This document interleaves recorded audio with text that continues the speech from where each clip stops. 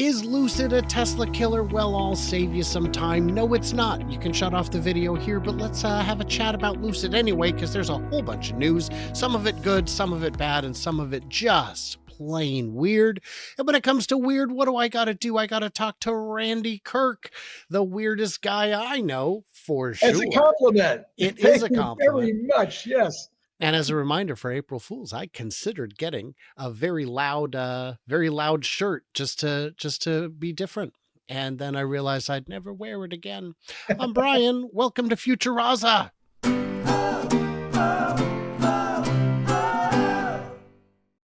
So Randy, you know all about Lucid. They're an interesting company. They make pretty good cars.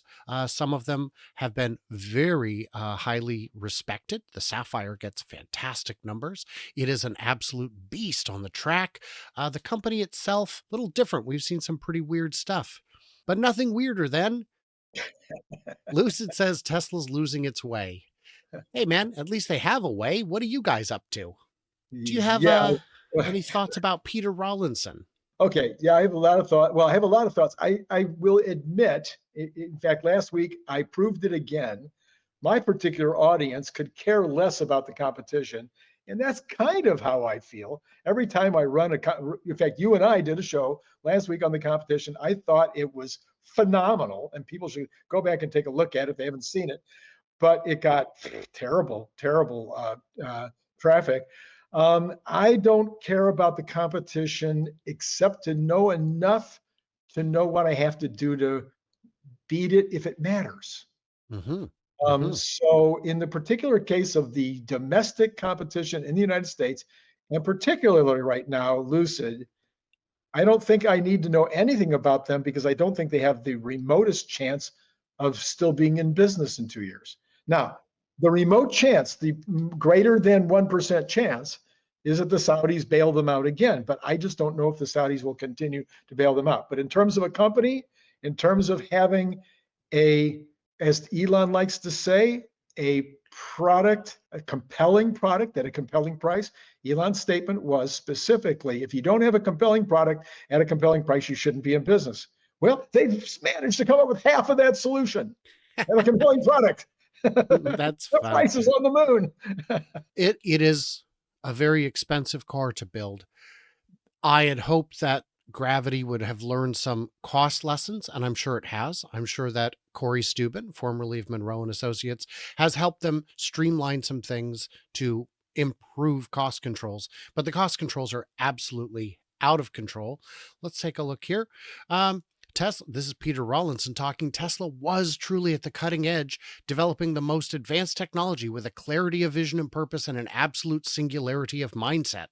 And what I'm seeing now, I'm seeing a worrying trend toward a sort of distraction.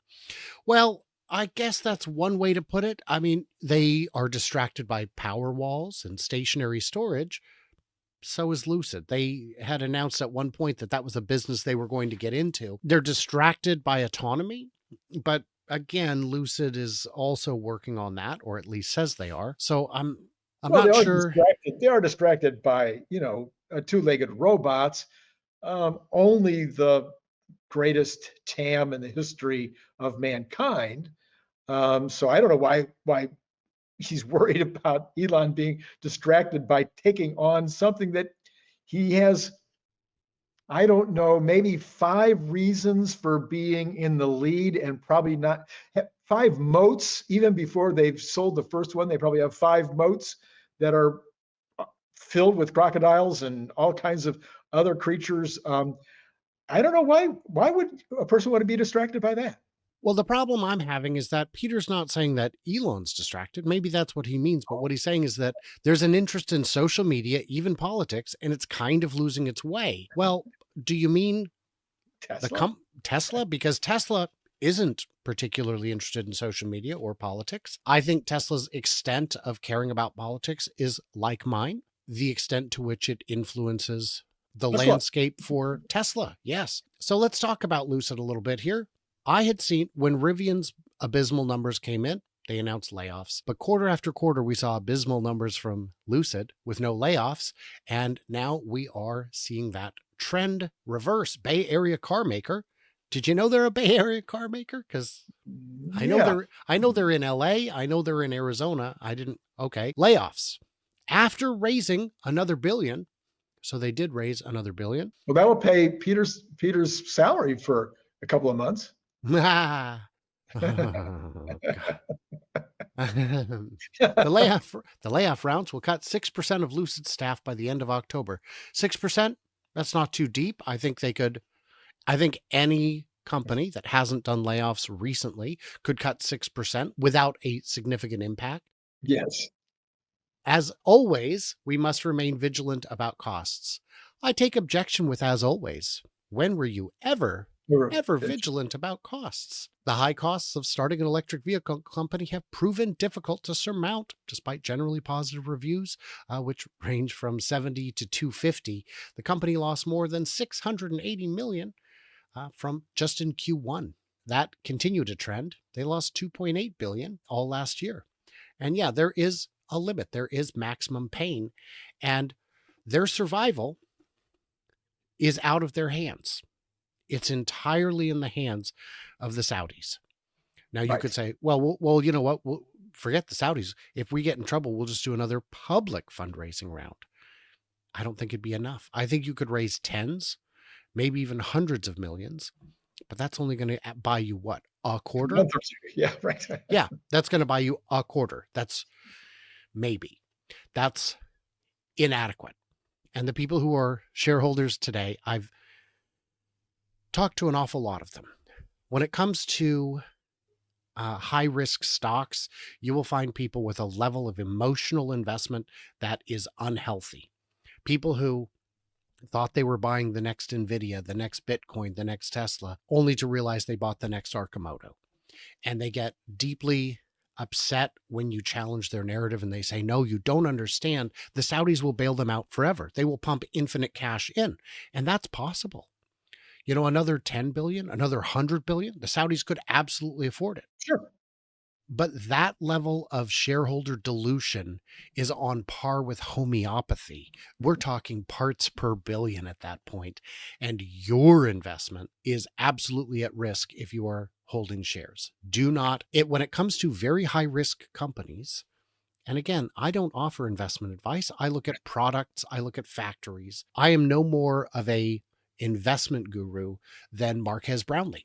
Marques Brownlee has been accused of breaking companies before, but he didn't. He reviewed the product and the product wasn't good and the company happens to be on the verge of bankruptcy anyway, and a glowing review from him would not have saved them. I'm looking at the products, the factories, and the pricing, and it doesn't make sense to me. There's a part of investing. I'm not giving investment advice either, but I'm just talking about it. I do spend a lot of time paying attention to the stock market, paying attention to how people are investing and what motivates investments.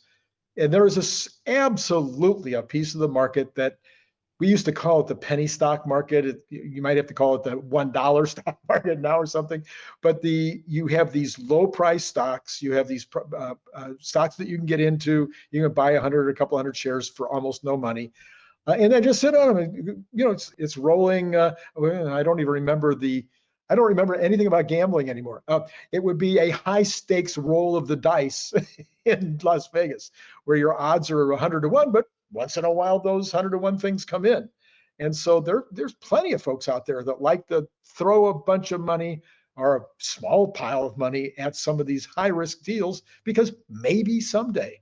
Now, given that there's that kind of a mentality that some people might be using on Lucid, why would you use it on Lucid? There is a bunch of other players out there that their stocks are beat down that are probably have a better chance of having a revival. Absolutely. So I'm going to show you this. These losses came despite a large cost cut in March of last year when Lucid laid off 1,300 workers. This doesn't appear to be affecting production because the production is not very strong. And in March, Lucid announced that it raised another billion in a stock sale to a subsidiary of course, the Saudis. Right. So in terms of penny stocks, let's see how we're looking here. They still have a market cap of 6.5 billion. Yeah. And we can look at the 5-day, very strong, 1 month, great. You're not bleeding too aggressively from the eyes.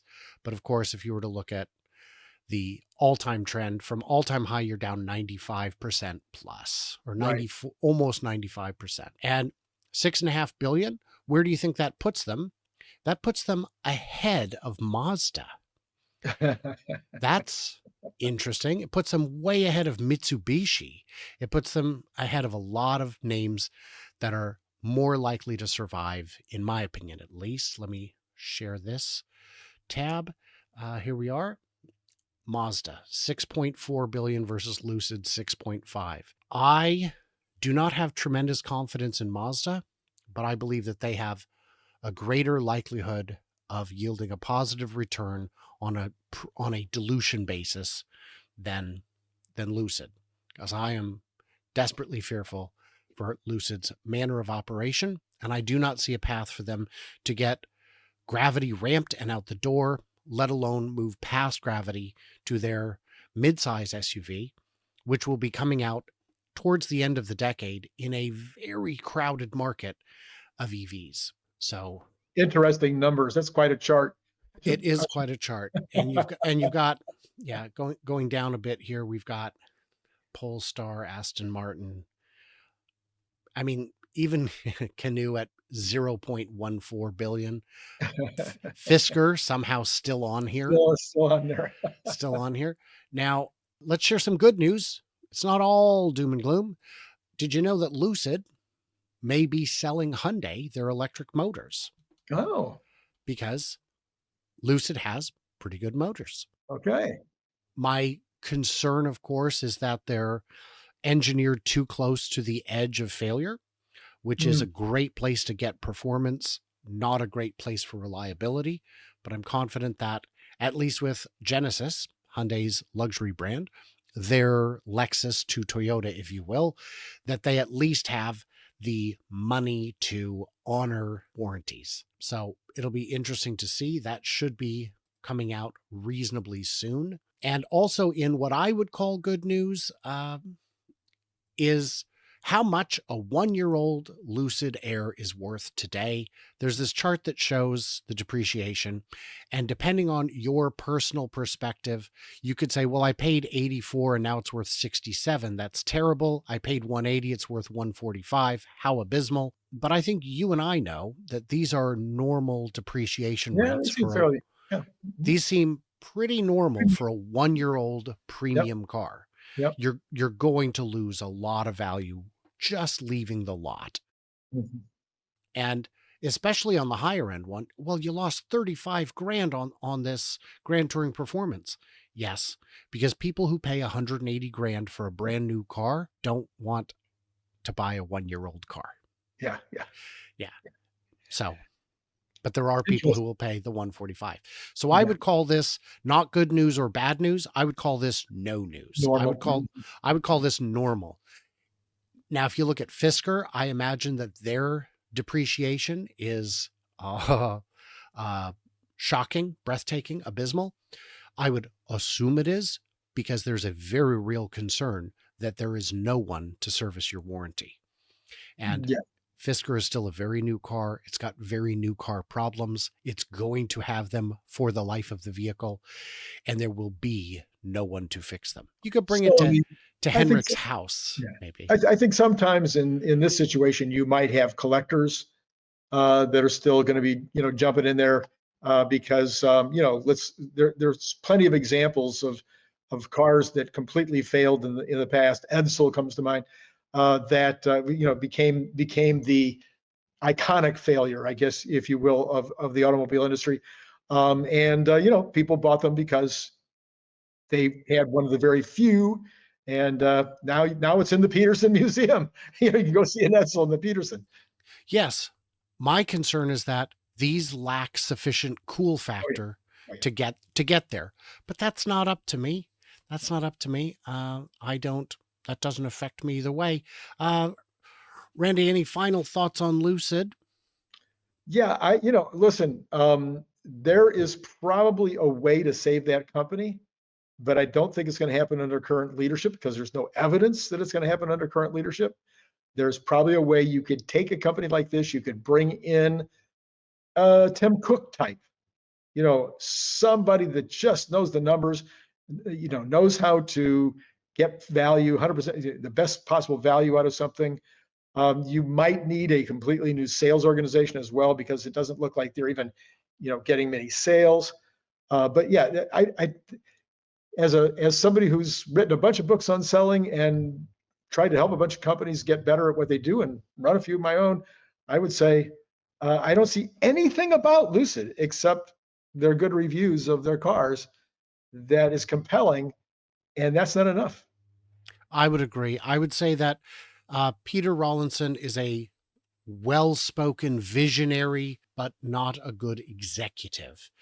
He has shown time and again that his ability to execute is deeply, deeply lacking. And the way they organize, just the fact that they muzzle public relations so aggressively is deeply concerning to me. Deeply You concerning. you brought in Corey Steuben, who is internet famous, and we haven't seen him once since he got there. My gosh, you guys, that is what a disaster that is by itself. We love you, Corey. We hope to see you again. We hope Yeah, to see you again, I someday. guess is it.